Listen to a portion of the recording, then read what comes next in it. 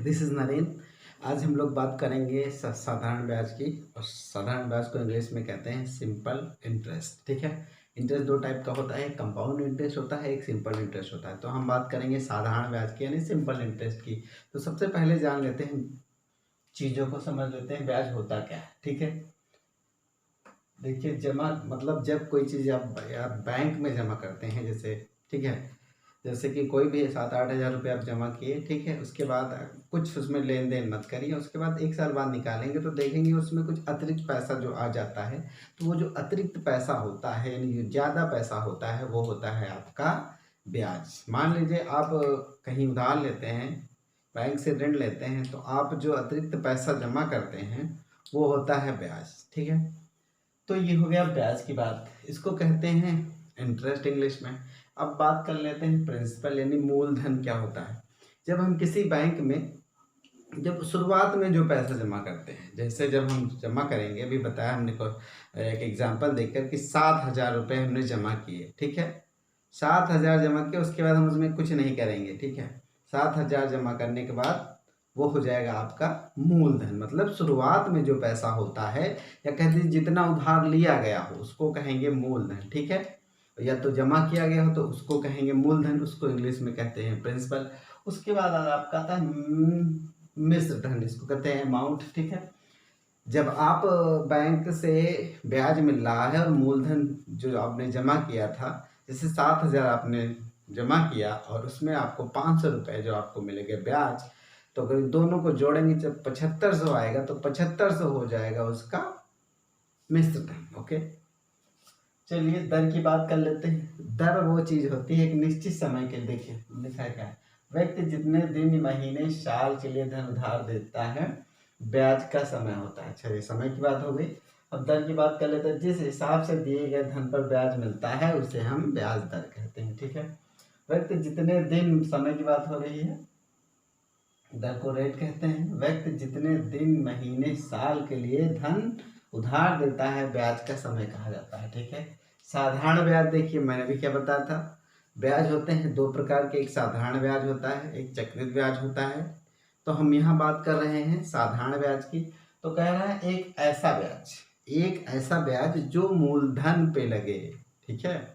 मतलब मूलधन चेंज नहीं होगा, निश्चित समय के लिए लगेगा, निश्चित दर से निश्चित समय के लिए मूलधन पे लगेगा, वो होता है आपका साधारण ब्याज। देख लीजिए क्या लिखा है, एक ऐसा ब्याज जो केवल मूलधन पर एक ही दर से एक निश्चित समय के लिए लगाया जाता है, लगाया जाए उसे कहते हैं साधारण ब्याज यानी सिंपल इंटरेस्ट। तो ये कुछ सूत्र लिखे गए हैं, बहुत ही आसान चीज़ है, बहुत कठिन बिल्कुल नहीं है। साधारण ब्याज का सूत्र है मूलधन गुणे दर बटे समय। ठीक है, एक ही सूत्र है, लेकिन अब हम लोग बेवकूफ़ बनाने के लिए इसको बनाया गया। अब देख लीजिए, इसी से ये और ये आया है और ये भी आया है, कुछ नहीं किया गया। इसमें देख लीजिए मूलधन, यहाँ मूलधन ऊपर है। ठीक है।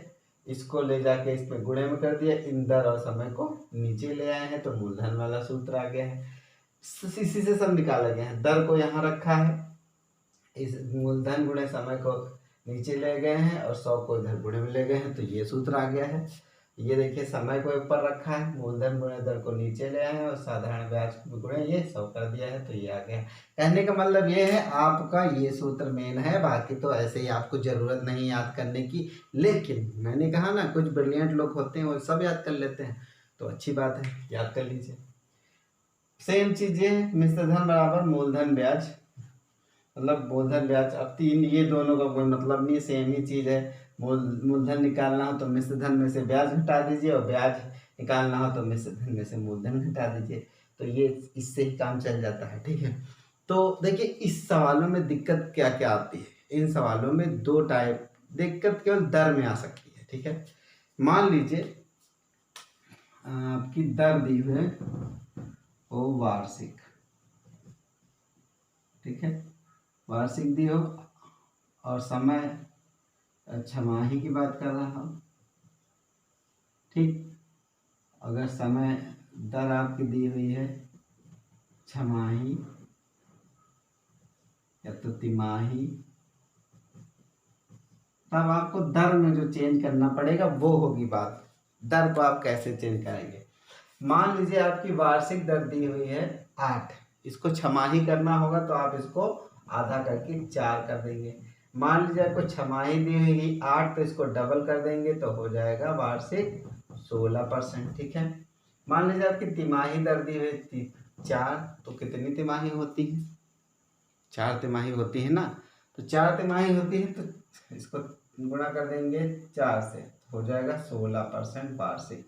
तो इस चीज़ को अगर आप ध्यान दे लें दर के बारे में तो चीज़ें आसान हो जाएंगी और आप भी कोई कंफ्यूजन नहीं होगा, खासकर इस क्वेश्चन को सॉल्व करने में। देखिए सिंपल सी बात है, 1 2 3 4 चीज़ें हैं। आपको क्या दे रखेगा? आपको इसमें से 3 चीज़ें दे रखेगा, चौथी चीज निकालनी। देखिए ये देखिए इसमें मूलधन निकालना है तो ये दे रखा आपको देगा, दर निकालना है तो ये देगा, और देखिए समय निकालना है तो यानी कि 3 चीज़ दे देगा, चौथी पूछ लेगा। तो बहुत ही आसान चीज़, बहुत इंपॉर्टेंट है, तो मैंने सोचा बता दूं। वैसे तो 10-15 थी लेकिन मैंने 3 ही बताए हैं, बाकी भी बता सकता हूं लेकिन मैं सोच रहा हूं जब जरूरत होगी तब बताई जाएगी। तो देखिए 3 ट्रिक्स हैं। यदि किसी मूलधन का साधारण ब्याज उस धन का x/y भाग हो और समय में वर्षों की संख्या वार्षिक ब्याज की दर के संख्या के बराबर हो तो वर्षों की संख्या या वार्षिक दर निकालने का तरीका है, देखिए अंडर रूट है ये x/y गुणे 10। ठीक है, एक ट्रिक ये हो गई। यदि कोई धन साधारण ब्याज पर t वर्षों में अपनी की n गुनी हो जाती है तो ब्याज की वार्षिक दर क्या होगी? तो रेट है n-1 गुणे 100/t, यानी परसेंट में है, दर परसेंट में होती है। यदि कोई धन साधारण ब्याज की दर से r की दर अपनी n गुनी हो जाती है तो सेम ही यही चीज़ है। ठीक है, देखिए यहाँ पे r, देखिए ये यहाँ से यहाँ से फिर गया, दोनों से यही चीज़ है। तो मैंने सोचा कुछ क्वेश्चन ले लेता हूँ, बहुत कठिन नहीं है इसमें ज़्यादा क्वेश्चन, तो मैंने आसानी से क्वेश्चन लिए हैं। तो देखिए 500 रुपये का है मूलधन, 3 वर्ष समय है और ब्याज दर है आपकी 12%। तो साधारण मैंने सूत्र में रखा है साधारण ब्याज के, जो कि सूत्र होता है ये देखिए यहाँ लिखा हुआ है। देखिए अगर कोई भी सवाल लगाने से पहले अगर आप सूत्र लिख लेंगे, कोई भी अगर आप सवाल लगाने जा रहे हैं किसी भी टॉपिक का हो, ठीक है, अगर आप फार्मूला लिख लेंगे ना तो उसको याद हो जाएगा, अपने आप ऑटोमेटिक याद हो जाएगा। ठीक है, तो यहाँ पे 5 रख दिया और कैलकुलेट कर लिया। ठीक, कैलकुलेशन किया और आ गया। ओके, ये यहाँ भी 0 काट दिए। ठीक है, चलिए एक सवाल और ले लिया है। लिखा है किस वार्षिक ब्याज की दर से 10 वर्ष में किसी धन का मिश्र धन 3 गुना हो जाता है? इसको लगाने का एक और तरीका था, मान लेता मैं अगर 100, लेकिन मैंने x मान के लगा लिया है, तो इससे भी दिक्कत नहीं उससे भी दिक्कत नहीं है। तो मैंने मूलधन मान लिया है x, 3 गुना हो जाता है यानी 3x।